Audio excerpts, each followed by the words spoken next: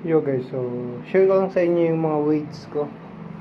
So last time, ito lang yung nagagamit yung dalawa kasi ito, nasa warehouse pa yan, hindi ko na padala dito.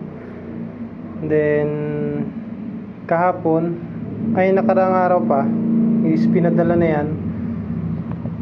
Kasi sabi ko, pipinturahan ko gawa ng napinturahan ko yan last year, hindi ko natapos kasi yun nagka-problema.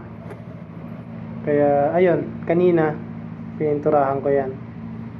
Ang pintura kasi na to is matagal matuyo, gawa ng enamel ba tawag doon, pero sobrang kapit niya naman sa bakal, kaya hindi basta-basta na pupudpud. So kanina medyo maaraw kaya medyo natuyo ng konti. Ayun, hindi na makapit. Maybe tomorrow or the next day natuyong-tuyo na to. So ang kagandahan kasi nitong malalaking plates ko na to, mabigat. Ito 20 lbs na to, isang ganto.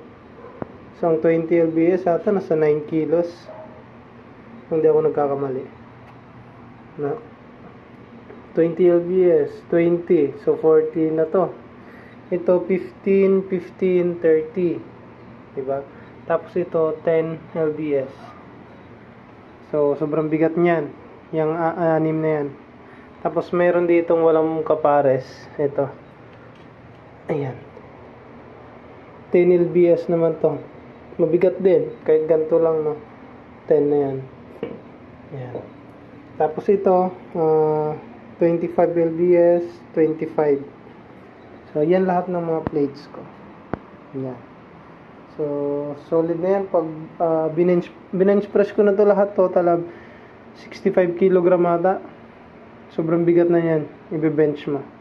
So swak na to pang workout, lalo dito sa bahay ka lang, diba? Tapos ito yung lumang mga hawakan niya, sobrang kalawang din, kaya hindi ko na ginamit. Ayan, may pintura kasi dyan ko nilalagay yung plates pag pinipinturahan. Kaya yung gamit ko na, nag-order ako sa online ito, yung plastic na makapal. So matibay din naman. Ayan, matibay din. So ito na yung gamit ko. Yan.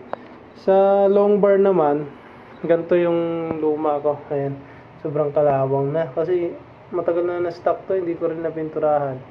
Then ito yung isa, trinay ko pinturahan ng black. Ayan.